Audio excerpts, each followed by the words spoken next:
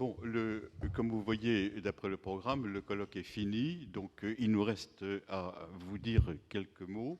Euh, pour reprendre ce qu'on vient de dire et pour engager le futur, je vais laisser le futur à mon éminent collègue. Aujourd'hui, vous voyez ce qu'on en a fait. C'était bon de partir des origines pour terminer avec la résurgence des prophètes au XIIe siècle après Damas. Donc, si nous considérons que Marie, c'est le XVIIIe siècle avant, le XIIe siècle après à Damas, nous avons brassé une très grande étendue de temps, et même si nous sommes restés toujours dans le même, dans le même espace.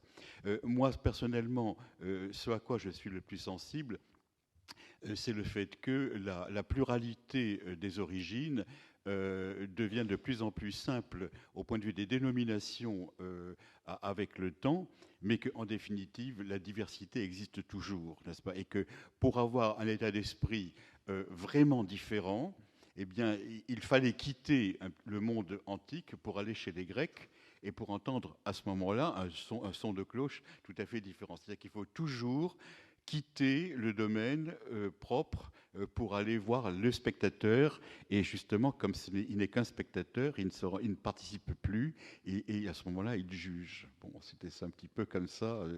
C'est pour ça que les Grecs ont mauvaise réputation chez nous, si vous voulez. Alors, moi, je me réjouis profondément de tout cela. Et le conseil que je donnerais à nos amis, je n'ose pas dire nos frères biblistes, ça serait, comme l'a dit Dominique Charpin, de prendre non seulement la prophétie, mais la divination, de prendre non seulement la prophétie, mais les différents prophètes, les différents moments de la prophétie. Il y a des gens qui sont à côté du roi, il y a des gens qui sont dans le temple, et qui parlent alors qu'ils devraient se taire, et quelquefois on les fait se taire, n'est-ce pas? C'est comme ça que chez nous ça se règle. Le roi n'écoute pas n'importe qui. Et puis ensuite, il y a des particuliers inspirés qui arrivent comme cela.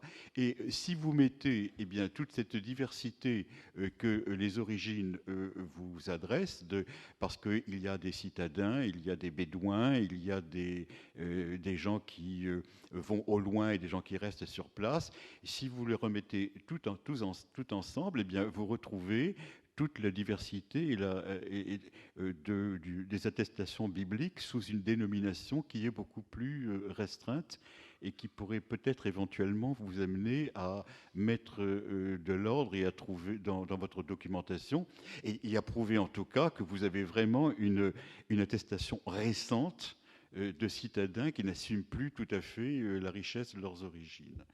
Voilà, après ces paroles que je dis en tremblant, n'est-ce pas?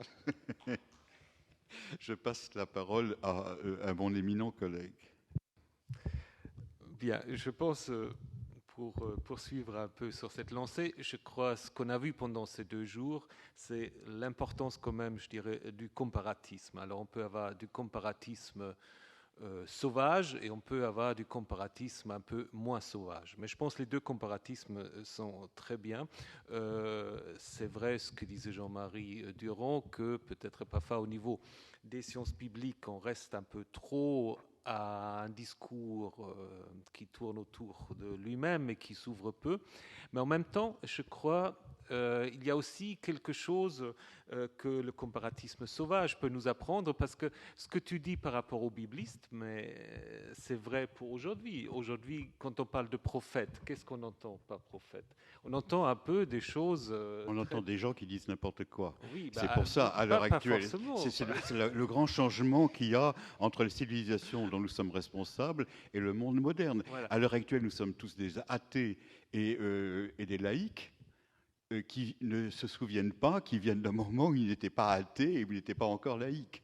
Voilà. Bon, je pense en effet ce que la dernière communication, M. Mousset nous a montré que, à un moment donné, toutes sortes de figures bibliques deviennent prophètes. Donc, vous a parlé des fils d'Adam. Dans le texte biblique, on ne voit pas encore très bien comment ils peuvent devenir prophètes. Donc, il y a aussi une sorte d'inflation au niveau du terme dont nous sommes un peu héritiers aujourd'hui et qui peut-être, d'une certaine manière, en effet, se fait jour déjà dans certains textes bibliques.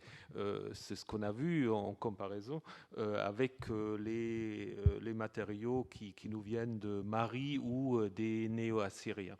Je pense qu'en effet, on n'a pas cette précision au niveau biblique des différents termes, mais on a quand même, en regardant certains textes, des choses très très différentes, ce qu'on met ce prophète, n'est-ce pas? Si je reprends par exemple le cas d'Élisée, c'est quand même quelque chose de très très différent, ce qu'on a par exemple à la manière dont les textes bibliques nous présentent un Jérémie par exemple. C'est quand même, alors ces deux prophètes, mais est-ce que vraiment c'est utile de les présenter tous les deux comme prophètes? Je pense en effet, le problème aussi pour les biblistes, souvent qu'il y a un lourd héritage théologique qu'on a apporté et que parfois c'est bien si on peut aussi, Hanania a cassé le joug de Jérémie, peut-être parfois il faut aussi casser un peu le joug théologique qu'on porte parfois au niveau du regard qu'on a sur ces figures-là, parce que je pense, et là le colloque nous l'a montré, la diversité, elle existe aussi à l'intérieur des récits bibliques,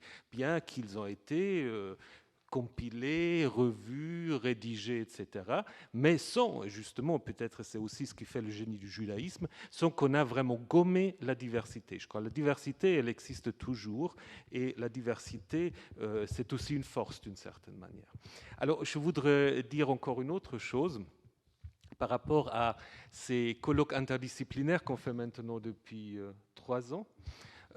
Donc, ça a commencé avec le jeune héros, les morts et les vivants. Maintenant, c'était les prophètes. On ne sait pas encore l'année prochaine, mais il y aura quelque chose. Alors, il faudrait que je dise 2 choses. La première chose, il faut quand même vous signaler, si vous ne le savez pas, cette année, c'est la dernière année où Jean-Marie Durand sera ici en tant que titre de professeur, non pas encore émérite, mais professeur en fonction du Collège de France. Et puis, émérite ne signifie pas méritant. Alors, bon, j'aimerais quand même d'abord que vous l'applaudissiez très fortement pour tout ce qu'il a apporté à ce collège.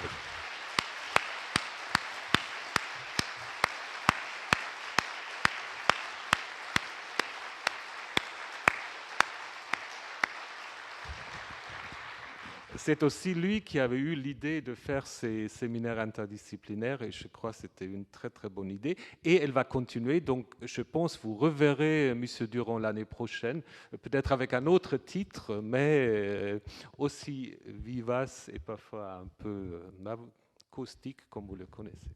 On pourrait prendre le vieil héros par exemple. On trouvera un sujet, mais je pense que cette collaboration qui a très bien commencé, elle va continuer. Si vous avez des suggestions aussi par rapport à un thème qui vous semble intéressant, important, n'hésitez pas à nous le signaler et puis on en méditera et on trouvera quelque chose qui pourra vous intéresser. Voilà. Est-ce que tu comptes que les actes soient publiés? C'est une chose anecdotique, mais importante. Non. Alors donc, vous avez vu que normalement, on aura voulu vous présenter aujourd'hui le jeune héros. C'est une pseudo-présentation. On a la couverture, mais pas encore le livre. Mais le livre va... donc, ceux qui ont souscrit, donc il ne faut pas vous inquiéter, le livre va vous être envoyé sous peu.